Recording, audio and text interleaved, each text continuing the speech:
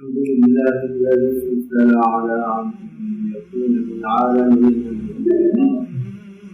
واشهد ان لا اله الا الله وحده لا شريك له، واشهد ان محمدا عبده ورسوله بالحق بشيرا ونذيرا وداعيا الى الله باذنه وسراجا منيرا.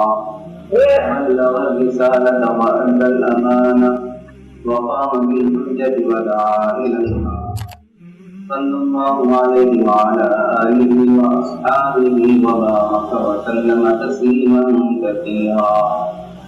أما بعد، فأعوذ بالله من الشيطان الرجيم. بسم الله الرحمن الرحيم. إن الذين قالوا ربنا الله ثم استقاموا تتنزل عليهم الملائكة ألا تخافوا ولا تحزنوا وأبشروا بالجنة التي كنتم توعدون.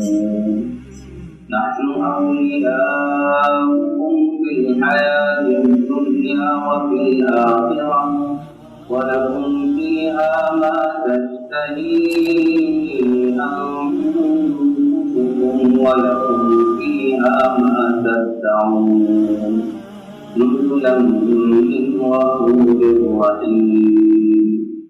صدق الله العظيم.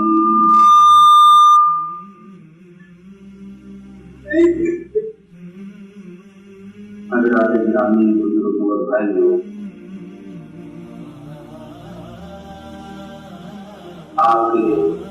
آپ کی مسجد کے امام و خطیب حضرت کے صاحب نے بڑا طویل تعارف کرایا، جو یقیناً میرے لیے زیادہ موضوع نہیں تھا کہ زندگی اس بات پر اتنے طویل تعارف کو بڑے بزرگوں کے اللہ کے علماء کرام سے ہوا کرتے ہیں۔ میں تو ایک طالب علم ہوں اور میری زندگی کا طالب علمانہ ایک طویل سفر رہا ہے اور ابھی بھی چل رہا ہے کہ اللہ کا حسن فضل میرے لیے ساتھ نصیبی کی بات ہے کہ اللہ تبارک و تعالیٰ نے آج مجھے آپ کے درمیان کچھ کلمات کی باتیں کہنے کا اپنے عنایت فرمایا۔ میرا مزاج بہت زیادہ طویل کو تقریر کرنے کا نہیں ہے۔ آپ حضرات کے اندر جب تک طاقت رہے گی، دلچسپی رہے گی، محبت سے خوشی سے سنتے رہیں گے، انشاءاللہ میں بات جاری رکھوں گا۔ اور جب مجھے لگے گا کہ سہارٹ ہونے لگی ہے، سستی آ رہی ہے، تو میں اپنی بات ختم کر دوں گا۔ اللہ تبارک و تعالیٰ مجھے صحیح کہنے کی اور ہم سب کو سننے کی اور پھر ان باتوں پر عمل کرنے کی توفیق عطا فرمائے۔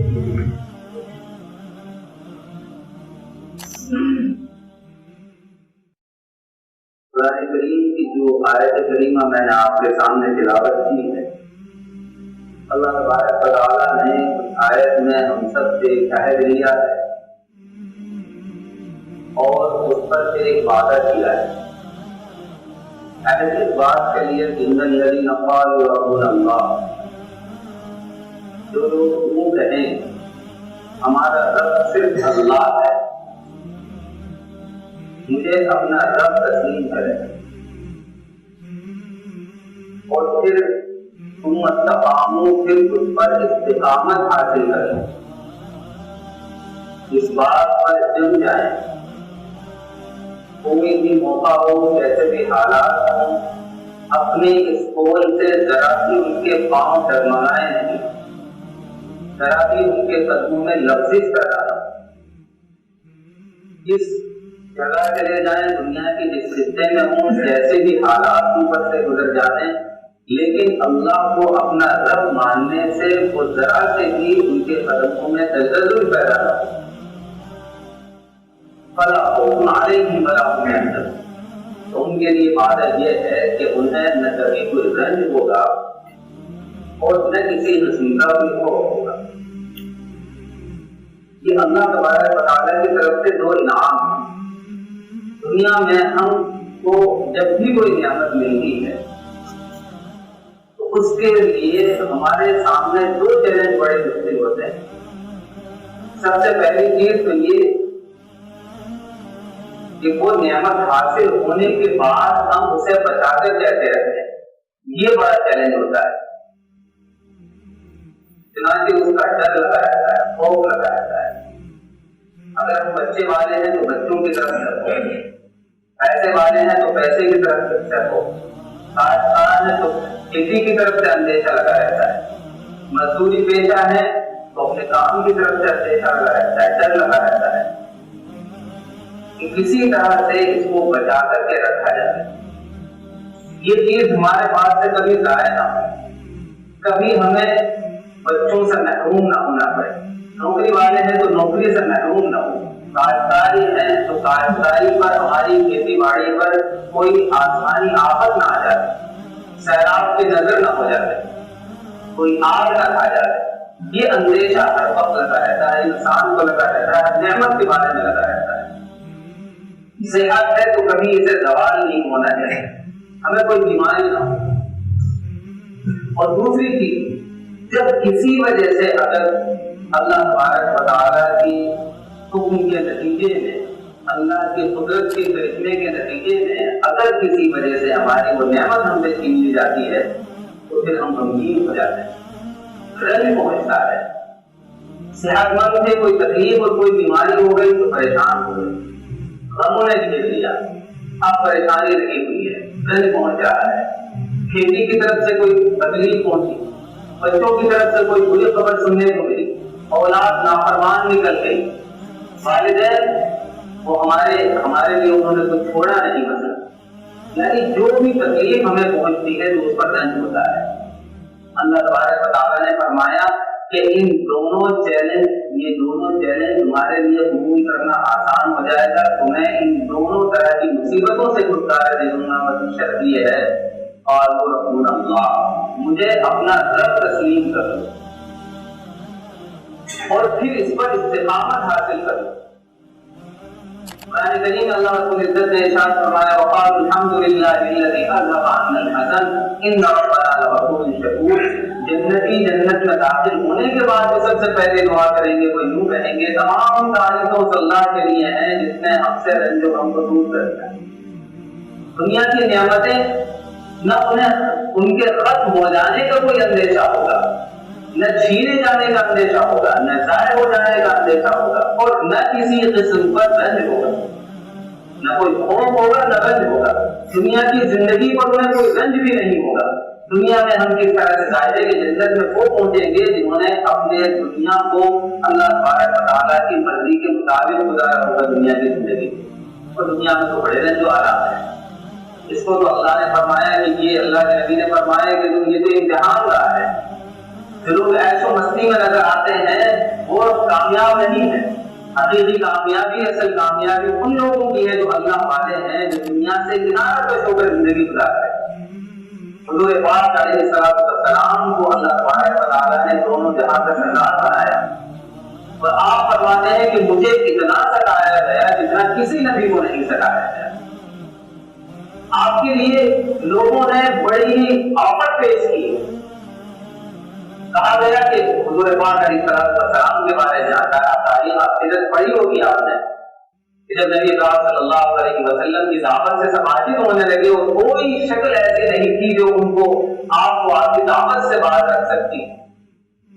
لوگوں نے میٹنگ کی، ابو طالب جو آپ کے چچا تھے، آپ پر بڑے مہربان تھے، ان کو بلایا گیا اور ان کے سامنے بلا کر کے تم اپنے بھتیجے کو سمجھاؤ، ان سے کہا گیا، سے فرمائشیں کی۔ حضور پاک علیہ السلام کو سب کے سامنے بلایا گیا اور کہا کہ دیکھو بھتیجے، عربوں میں مزاج ہے آج بھی کہ وہ اپنے سے چھوٹے کو بھتیجا کہہ کر بلاتے ہیں، جب نہ اپنی کہتے ہیں، جب نہ بھتیجے بھتیجے۔ دیکھو بھتیجے، اگر تم یہ چاہتے ہو کہ دنیا کی سب سے خوبصورت ترین عورت سے تمہارا نکاح کر دیا جائے تو ہم تمہارا وہ بھی کریں۔ تم اگر یہ چاہتے ہو کہ تمہیں اپنا سردار تسلیم کر لیں تو تم وہ بھی سرداری میں مل جائے۔ تم یہ چاہتے ہو کہ ہم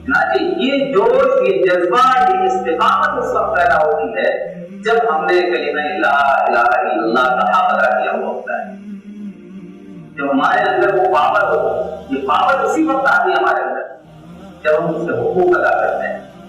میرے بھائیوں، یہ جو دور ہے، جو زمانہ ہے، یہ فتنوں کا دور ہے، یہ فتنوں کا زمانہ ہے. فتنے ہر وقت ہمارے سامنے منہ پھیلائے کھڑے، اور یہی وہ دور ہے جس کے بارے میں حضور پاک علیہ السلام نے ارشاد فرمایا تھا، قطع الليل مظلما يبيع دينه بعرض من الدنيا بادروا بالاعمال.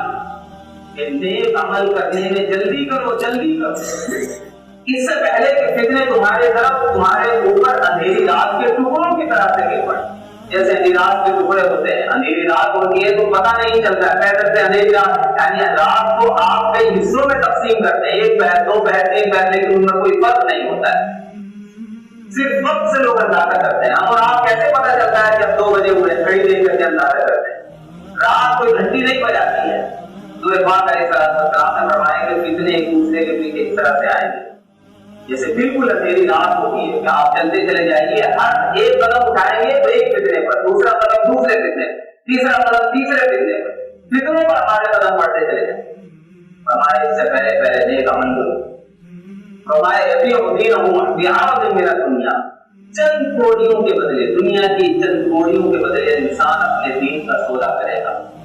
یہی تو ہو رہا ہے. ذرا سے حالات سامنے آتے ہیں، انسان سب کچھ اپنا داؤ پر لگا دیتا ہے. ہمارے سامنے ہر وقت اتنے منہ اٹھائے ہوئے کھڑے رہتے ہیں. ہمارے گھروں کا حال دیکھ لیجیے، بیٹی نہیں، بچے ہمارا کہنا نہیں مانتے، والدین پر ہم پھونکتے ہیں، ہم احسانات بھول جاتے ہیں ان کے کہ انہوں نے ہم پر کتنے احسانات کیے. اللہ تبارک و تعالیٰ نے کتنے احسان ان کے بتائے ہمارے. سب سے پہلا حق حقوق العباد میں اللہ نے والد کا بتایا ہے. اور انسان بوالدیہ، ہم نے انسان کو وصیت کی ہے. وصیت تاکید کو کہا جاتا ہے کہ جس کو تاکید کر کے کہا یہ تمہیں کرنا ہی ہے، تم نے تاکید کی ہے کہ اپنے والدین کے ساتھ کسی سلوک کرو. ایک جگہ فرمایا اللہ تعبدوا الا اياه، تیرے رب نے فیصلہ کر دیا، لکھ دیا ہے، فیصلہ کر دیا، اللہ تعبدوا الا اياه، عبادت صرف اللہ کی کرنا. کوئی والدین کے احسانات دوسرے نمبر پر فرمایا کہ والدین کے ساتھ حسن سلوک کرنا، ان کے ساتھ اچھا برتاؤ کرنا، یہاں تک اتنا اچھا برتاؤ کرنا ولا تقل لهما اف، ان کو اف تک بھی زبان سے نہ کہنا. کوئی بھی کتنی بھی بات نہ ہو، ناگوار گزرے، کبھی اپنی زبان سے ان کے لیے اف کا کلمہ بھی نہیں کرنا. یہاں تک آتا ہے کہ اگر والدین تمہیں چاہے بیوی جتنی زیادہ چہیتی ہو، جتنی زیادہ تمہیں ان سے محبت ہو، لیکن اگر والدین کہے کہ اس کو طلاق، اسے چھوڑ دو، تو تم یہ نہیں کہہ سکتے کہ دفعہ نہیں چھوڑوں گا. یہ الگ بات ہے کہ والدین کو بھی اتنا ہی سمجھدار ہونا چاہیے. ظاہر ہے کہ اگر بیوی خدمت گزار ہوگی، اگر بہو خدمت گزار ہوگی، نیک سادے دیندار ہوگی، تو پھر ابا اماں پر کیوں چاہیں گے اس کو چھوڑنے کے لیے. گھر کی تربیت اور بچوں کی جو پرورش ہوتی ہے، کہ ہمیشہ جب بھی بچے بڑھتے چلے جاتے ہیں، بڑے ہوتے چلے جاتے ہیں، تو ان کے اندر والدین کی تربیت کا عکس دکھائی دیتا ہے. وہ آئینہ ہوتا ہے والدین کا، پتہ چل جاتا ہے کہ ہاں ان کے ابا نے ان کی تربیت کیسے کی ہے. حضور پاک علیہ السلام نے بچوں کے 3 بڑے حقوق بیان فرمائے کہ جب تمہارے یہاں کسی بچے کی ولادت ہو تو سب سے پہلے تو اس کا اچھا نام تجویز کرو. یہ نام رکھنا یہ بھی بڑی مسلم کی بڑی خوبی کی بات ہے اور اسلامی تعلیم ہے. ہم کیا سمجھتے ہیں کوئی نام ایسا رکھا جائے جو کہیں پر کسی کا نہ ہو، گھر میں کسی کا نہ ہو، خاندان میں کسی کا نہ ہو، محلے پڑوس میں کسی کا نہ ہو، دور دور تک کسی کا نہ سنا گیا ہو. اور پھر نتیجہ یہ ہوتا ہے کہ ایسی چیزوں کا نام رکھ ڈالے کہ کچھ پتا ہی نہیں کہ کیا نام. کوئی جانور کا نام بنتا ہے، کوئی کسی بت کا نام بن جاتا ہے، کسی کھیتی کا نام بن رہا ہے، کوئی نام ہو ہی نہیں سکتا ہے. الٹے سیدھے جیسے کہتے فلمی ہیروئنوں کے نام رکھے جا رہے ہیں، فلمی ایکٹروں کے نام رکھے جا رہے ہیں، صرف کس لیے؟ کوئی انوکھا نام ہونا چاہیے، عجیب و غریب ہونا چاہیے.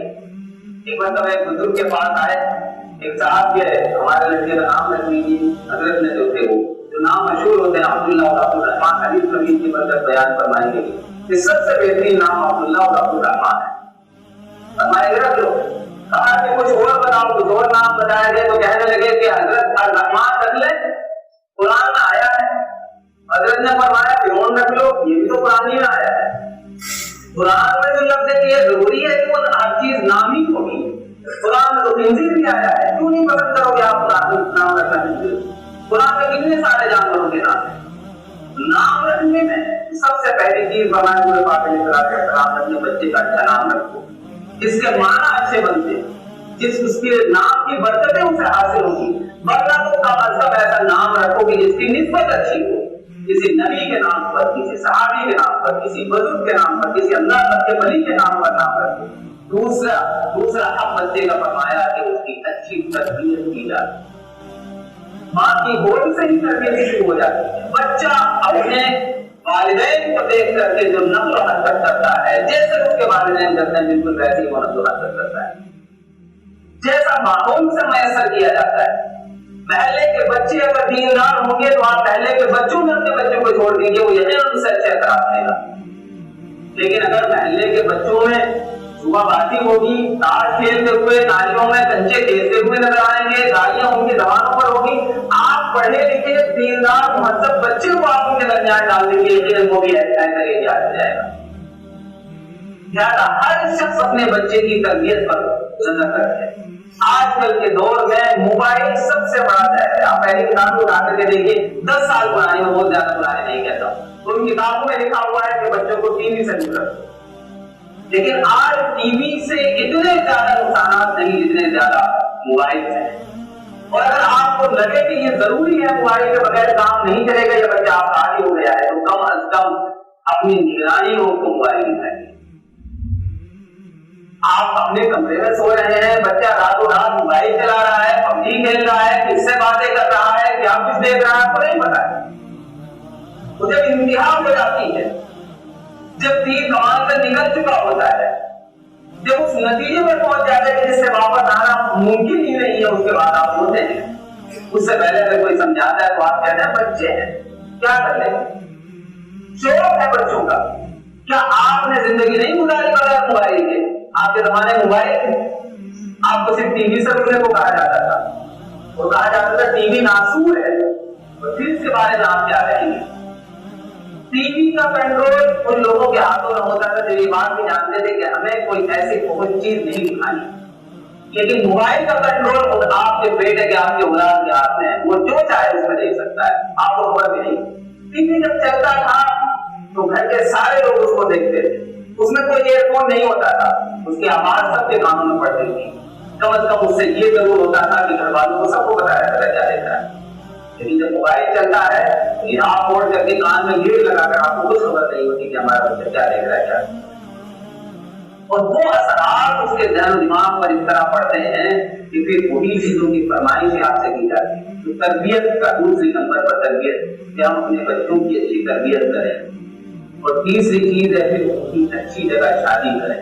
یہ 3 حقوق اگر ہم نے ادا کیے اور صحیح معنی میں ادا کیے ہیں تو یہ ناممکن بات ہے کہ ہماری اولاد ہمارے نافرمان ہو۔ حضور پاک علیہ السلام کی کوئی نصیحت، کوئی وصیت ہمارے لیے بالکل بے تکی اور بے سر و پیر والی نہیں ہے۔ ہم نے اگر 3 حق بچوں کے ادا کر دیے تو یقیناً ہم اپنے بچوں سے امید لگا سکتے ہیں، جس کی ہم امید بات ہے کہ ہمارا بچہ ہمارا فرمانبردار ہے، ہمارے بڑھاپے کی لاٹھی بنے، اس کے اعمال ہمارے کام آئے۔ حضور پاک علیہ السلام نے فرمایا کہ انسان جب دنیا سے چلا جاتا ہے تو 3 چیزیں صرف اس کے کام آتی ہیں، 3 چیزیں صرف اس کے کام آتی ہیں، ورنہ کچھ بھی اس کے کام نہیں آتا۔ صدقہ جاریہ جو اس نے کر چھوڑا ہو، اس نے جو کچھ بھی اللہ کے نام پر دیا وہ سب کچھ اس کے کام آتا ہے۔ حضرت عائشہ رضی اللہ تعالیٰ عنہا ایک مرتبہ حضور پاک علیہ السلام نے ایک بکری ذبح کرائی اور اس کا گوشت تقسیم کرا دیا۔ صرف حضرت عائشہ کہتی ہیں کہ رات میں نے پوچھا حضور پاک صلی اللہ علیہ وسلم نے کچھ بچایا اس میں سے؟ تو کہنے لگے یا رسول اللہ 1 دست کا گوشت، 1 دست کا حصہ کھانا بچایا ہے۔ فرمایا کہ وہی نہیں بچا، جو تم نے بچا کر کے رکھا ہے نا، بس سمجھو وہی نہیں بچا ہے، باقی سب بچ گیا۔ جتنا تم نے صدقہ کر دیا وہ سب محفوظ ہو گیا تمہارے نام اعمال میں، اور جو تم نے بچا کر کے رکھ لیا اپنے کھانے کے لیے وہ کھا کر کے ختم ہو جائے گا، ختم ہو جائے گا۔ صدقہ جاریہ جو آپ نے 1 پائی بھی اگر دیا ہے تو جب آپ کو کچھ بھی یاد نہیں رہے گا قیامت کے دن وہ پائی نکل کر کے سامنے آئے گی، اور اللہ تبارک و تعالیٰ کی سفارش کرے گی وہ نامہ اعمال پر نظر آئے گی، نظر آنے والی۔ اب ولد صالح یدعو، فرمایا یہ وہ نیک اولاد جو اپنے والدین کے لیے دعا کرتی ہے۔ نیک اولاد، شاید بات ہے کہ ہم نے نیک بھی تو ہم نے ہی بنایا ہوگا، بچے کیا اپنے آپ نیک بنیں گے؟ ہم نے ان کو نیک بنایا ہوگا تبھی تو وہ نیک بنیں گے۔ میرے بھائیوں، اگر ہم یہ چاہیں کہ ہمارے لیے آخرت کا ذریعہ ہماری اولاد ہماری آخرت کا ذریعہ بن جائے، آخرت میں نجات کا ذریعہ بن جائے، ہمارے مرنے کے بعد ہمارے لیے استغفار کرے، مثال ثواب کرے، تو ہمیں پہلے اپنے بچوں کی تربیت کرنی، ان کے شوق نہیں دیکھتے ہیں، بچوں سے محبت نہیں ہے کہ آپ ان کی ہر منشا پوری کرتے ہیں۔ بعض لوگ بڑے فخر کے ساتھ کہتے ہیں مدرسے میں حافظ جی نے گھنٹی مار دی تو چڑھ آئے مدرسے والوں پر، حافظ جی پر، مولانا صاحب پر، اور بڑے فخر سے سینہ تان کے کہتے ہیں ہم نے آج تک اس کو آگ نہیں لگایا، آپ کی کیسے مجال ہو گئی سماج میں؟ یہی تو غلطی تھی کہ آپ نے آج تک اس کو آگ نہیں لگایا، تو پھر کو بتائیں۔ یہ کوئی فخر کی بات نہیں ہے۔ لڑکا غلطی کرے تو آپ اس کو تنبیہ کریے، ڈانٹیے ڈپٹ، یہاں اس کے مراتب ہیں، اس کی ترتیب ہے۔ پہلی فرصت میں آپ کو تماشا نہ مار دیں، تو سمجھائیں پہلے، غلطی کرنے کے بعد مہلت ہے، بچے کو سمجھائیں کہ بیٹا یہ غلط ہوتا ہے، ایسا نہیں کرنا چاہیے، محبت سے سمجھائیں۔ دوسری مرتبہ پھر کریں، پھر اس کو ڈانٹیے، پھر اس کو ڈانٹ کر کے گئے اور اس کو وارننگ کرے کہ آئندہ اگر ایسا کرو گے تو ہم تمہارے ساتھ سب سے پیش آئیں گے، اور پھر تیسری مرتبہ بھی نہ مانے تو پھر اس کی پٹائی کریے۔ یہ نہ سوچیے کہ ہم کو ایک ریکارڈ بنانا ہے کہ ہم لوگوں کے سامنے فخر کے ساتھ یہ کہیں کہ ہم نے آج تک اپنے بیٹے کو ہاتھ نہیں لگایا، یہ کوئی فخر کی بات نہیں۔ لوگ یہ نہیں دیکھیں گے، نہ کوئی یہ بات یاد رکھے گا کہ میرے ابا نے مجھے کبھی نہیں مارا، وہ تو یہ یاد رکھے گا میرے ابا نے مجھے دیا کیا ہے، میری تربیت کیسی کی ہے، مجھے تعلیم کیسی دلائی ہے، میرا نام کیا رکھا ہے، اور میرا رشتہ کہاں پر کیا ہے۔ خاندان دیکھیے، پھوپھو دیکھیے، پھوپھو کی بڑی اہمیت ہے، رشتے داریاں کرنے میں بھی پارٹیاں نہ دیکھیے کون کتنی بڑی پارٹی ہے، کون کتنا جہیز لے کر کے آئے گی۔ آپ مرد ہو، آپ کو اللہ تبارک و تعالیٰ نے طاقت دی ہے کمانے کی، تو آپ اس پر کیوں فخر کریں کہ لڑکی کیا لے کر کے آئے گی اپنے گھر سے؟ آپ کو اپنے گھر میں رکھنا ہے تو آپ اپنے اوقات میں کھائیے۔ ہم نے شادی کی، اپنے بیٹے کی شادی کی ہے، نوجوان کی اپنی طے کرے، میں خود خرچ اٹھاؤں گا پورا، مجھے شادی کرنی ہے، میں کب تک دوسروں کے ٹکڑوں پر کروں گا؟ میں مرد ہوں، الرجال قوامون علی النساء، اللہ تعالیٰ نے مردوں کو عورتوں پر نگراں مقرر کیا ہے، ان کا مرتبہ، ان کا مقام ہمیشہ الگ رہتا ہے، ان کے حقوق زیادہ ہے، ان کی ذمہ داریاں زیادہ ہیں، لیکن ذمہ داریوں کے احساس اس وقت کریں۔ میرے بھائیوں، یہ تین چیزیں اگر ہم اسی ترتیب کے ساتھ اگر ہم انجام دیں گے، بچوں کا اچھا نام رکھنے میں دو چیزوں کا خیال رکھیے، دو میں سے ایک کا رکھیے، دونوں ہو جائے تو بہت اچھی بات ہے۔ یا تو مانے اچھے، معلوم کریے، یہ مولوی جو ہے نا، یہ ہر جگہ کام آتے ہیں، بھلے ہی آپ ان کی مانے نہ مانے، یہ اللہ کا بڑا احسان ہے کہ امت علماء سے جڑی ہوئی ہے۔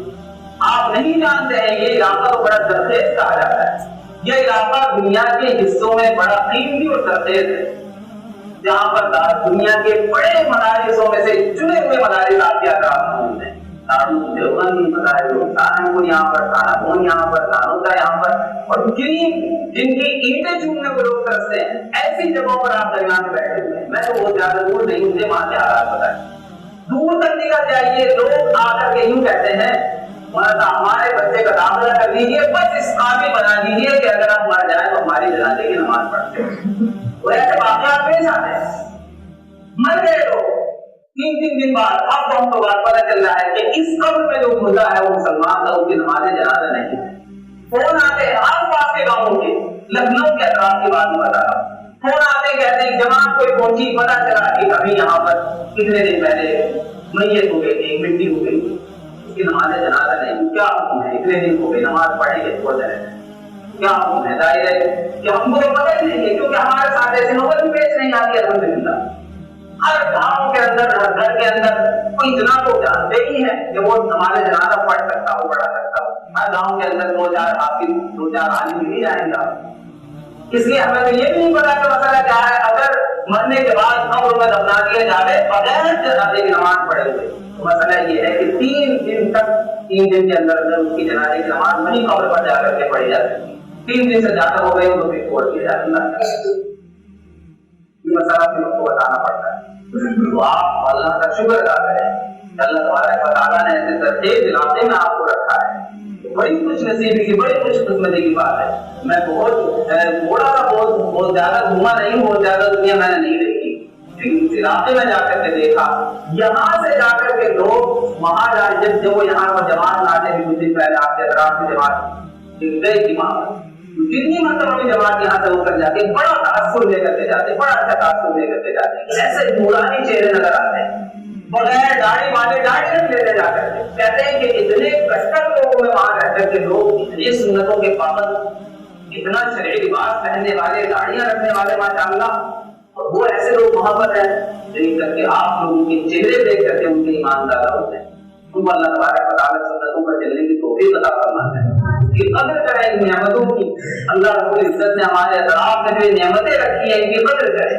اور ان کی سب سے بڑی قدر یہ ہے کہ ہمارا ایک بھی بچہ بغیر تعلیم کے رہے. آپ اس کو بھلے ڈاکٹر بنائیں، پروفیسر بنائیں، انجینئر بنائیں، وکیل بنائیں، کچھ بھی بنائیں، لیکن سب سے پہلے آپ کو دیندار بنائیں. اس کو دیندار بنائیے، اس کو بچپن سے کچھ چیزیں سکھائیے جو اس کو مرتے وقت تک اور مرتے وقت بھی اس کو کام آئیں گے اور آپ کے لیے پکارا. کچھ چیزیں اس کو سکھائیے، اس کے ایمان سکھائیے، کو کلمہ لا الہ الا اللہ پر چلنے والا، مضبوطی کے ساتھ چلنے والا بنائیے، استقامت اختیار کرنے والا بنائیے کہ کیسے بھی حالات آ جائیں ہم اس کلمہ لا الہ الا اللہ سے ڈگمگائیں گے. ہمارے پاؤں میں تزلزل پیدا نہیں ہوگا، کوئی ہمیں ڈگا نہیں سکتا. اللہ تبارک و تعالیٰ اسی میں فرماتے ہیں اس کے بعد والی آیت میں احسن قولا ممن دعا الی اللہ وعمل صالحا وقال اننی من المسلمین. اس سے بہتر بات کسی کی ہو ہی نہیں سکتی ہے جو لوگوں کو دین کی دعوت دے اور اپنے آپ میں فخر کے ساتھ یوں کہ میں بھی مسلمان ہوں، سینہ تان کر کے گئے. ڈرنے کی ضرورت نہیں ہے، گھبرانے کی ضرورت نہیں ہے. حالات تو آتے رہتے ہیں، یہ کوئی حالات اجنبی اور اچانک آنے والے نہیں ہیں. نور پاک علیہ السلام نے 1500 برس پہلے اس کی اطلاع دے دی تھی. ایسے حالات پیدا ہوں کہ جب لقمہ تر سمجھا جائے گا امت مسلمہ، ہر کوئی ایک ایسا لگے گا جیسے دسترخوان بچھا ہوا ہے اور اس پر مسلمان لوگ کھانے کی طرح سے چنے ہوئے ہیں. لوگ آئے اور ان کو اٹھا دیوار بنا کر کے اور اپنے حلق صحیح سے اتارے. چنانچہ الیکشن کے ٹائم میں یہ ہوتا ہے، لوگ آتے ہماری تو کوئی اپنی کوئی حیثیت ہی نہیں ہے، کوئی ویلیو نہیں ہے ہماری، کوئی وقار نہیں، کوئی معیار نہیں. لوگ آتے ہیں صرف اپنا ووٹ بینک بنانے کے لیے. ہمارے اندر خود کے اندر کیا ہے؟ نور پاک علیہ السلام نے 1500 سال پہلے بات کی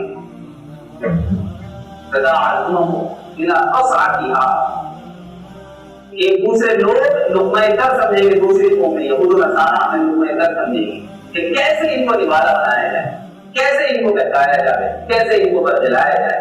اور پھر دین میں ایمان سے توڑے ہوئے ایسا بھی سنا گیا کہ مسجدوں کے نام پر، ہمارے مدارس کے نام پر، دین و ایمان کے نام پر سودے کیے جاتے ہیں. اور معاذ اللہ دائرے کے وہ تو خوب ہے صاحب صاحب اگر کوئی اس کا ہو جاتا ہے.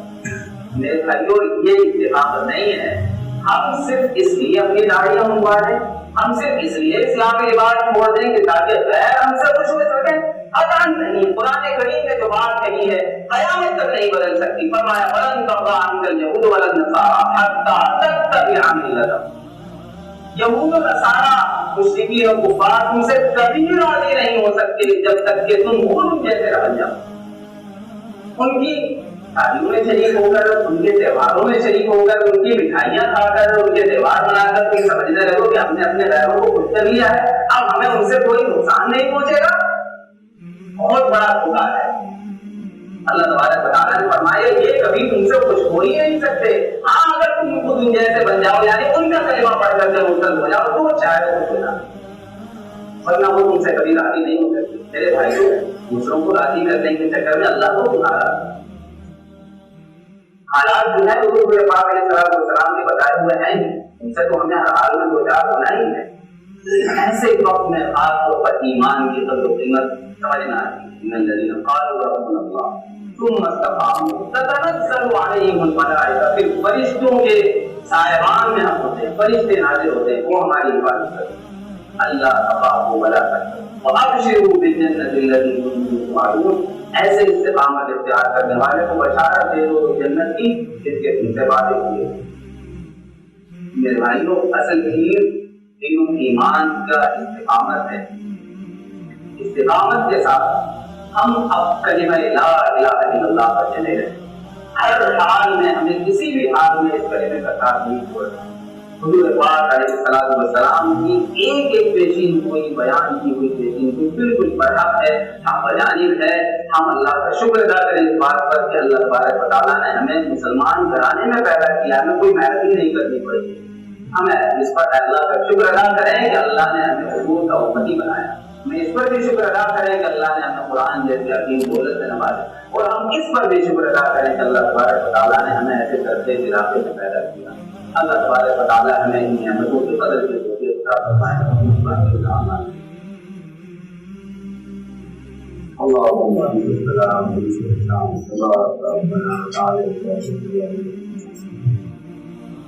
اللهم صل على سيدنا ونبينا مولانا محمد يا حي يا قيوم برحمتك نستغيث اصلح لنا شأننا كله ولا تكلنا إلى أنفسنا طرفة عين يا أرحم الراحمين يا أكرم الأكرمين يا ذا الجلال والإكرام يا أحد الصمد الذي لم يلد ولم يولد ولم يكن له كفوا أحد ظلمنا أنفسنا وإن لم تغفر لنا وترحمنا لنكونن من الخاسرين سبحانك لا علم لنا إلا ما علمتنا إنك أنت العليم الحكيم لا إله إلا أنت سبحانك إني كنت من الظالمين صلى الله على محمد صلى الله عليه وسلم اے الہ العالمین، اے اکرم الاکرمین، اے غفور الرحیم، اے عفو کریم، تو ہمارا ہم پر رحم کرنے والا ہے، مغفرت کرنے والا ہے۔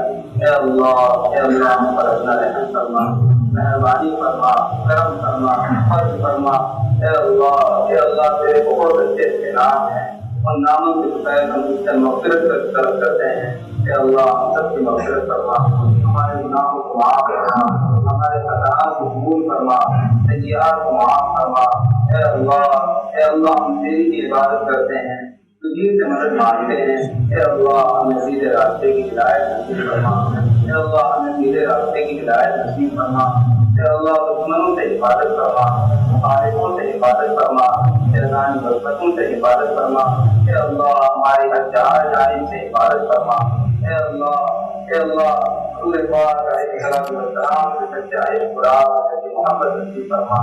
صحابہ کرام رضوان اللہ علیہم اجمعین کے نقش قدم پر چلنے والا بنا۔ اے الہ العالمین، ہم بہت کمزور ہیں، ناتواں ہیں۔ اے اللہ ہمیں ہمت و قوت عطا فرما، جرأت عطا فرما، ایمان پر ثابت قدمی عطا فرما، استقامت عطا فرما۔ اے اللہ لا الہ الا اللہ پر استقامت نصیب فرما۔ اے اللہ مرتے وقت ہم سب کو کلمہ نصیب فرما۔ اے اللہ فتنوں سے حفاظت فرما۔ اے اللہ فتنوں کے وقت ہمیں لا الہ الا اللہ پر ثبات قدمی عطا فرما۔ رب العالمین، ہمیں جو بیمار ہیں ان کو صحت کامل عطا فرما۔ اے اللہ اس مجلس میں ایسے بزرگ موجود ہیں، رب العالمین جن سے شرم آتی ہے، اے پروردگار عالم ان کے فضائل میں ہم سب کی مغفرت فرما۔ اے اللہ ہم پر اپنا کرم فرما، ہم سب کو صحت و تندرستی عطا فرما۔ اے اللہ ہمارے ایسا کریمہ میں جن لوگوں نے دعاؤں کے لیے کہا ہے، اے پروردگار عالم ان سب کے تمام جائز مرادوں کو پورا فرما۔ اے اللہ ہم سب کو صحت کامل عطا فرما۔ جو مرحومین دنیا سے چلے گئے رب العالمین ان کو کروٹ کروٹ چین نصیب فرما، بار بار مغفرت فرما۔ اے اللہ ان کو اعلی دین میں جگہ عطا فرما۔ اے پروردگار عالم حضور پاک علیہ السلام نے جو دعائیں یہ خیر کی رائن تمانی ہیں، اے اللہ انہیں ہمارا بھی حصہ نصیب فرما۔ اس بلاؤں سے شرور و فتن سے آپ نے مانگی حفاظت اور پناہ مانگی ہے، اے اللہ ہمیں بھی پناہ عطا فرما۔ اے اللہ دین پر استقامت نصیب فرما۔ اے اللہ ہمارے بچوں کے اندر دینداری پیدا فرما، بڑوں میں، عورتوں میں، مردوں میں، گھروں کے اندر دینداری پیدا فرما۔ اے اللہ ہمیں ان نعمتوں پر ہمیں شکر ادا کرنے کی توفیق عطا فرما۔ اے اللہ تیرے نعمتیں تیرے احسانات سے پایا ہیں، اے اللہ ہمیں ان نعمتوں کا شکر گزار ہونا۔ اے اللہ ناشکری سے، کفر سے ہماری حفاظت فرما، خود پرستی سے حفاظت فرما۔ اے اللہ ہمارے اندر توحید کے چراغ کو روشن کر دے۔ اے اللہ اے اللہ توحید کے چراغ کو روشن کر دے. رب العالمین ہم سب کا خاتمہ ایمان پر طے فرما. ربنا تقبل منا انک انت السمیع العلیم وتب علینا انک انت التواب الرحیم. صلی اللہ تعالی علیہ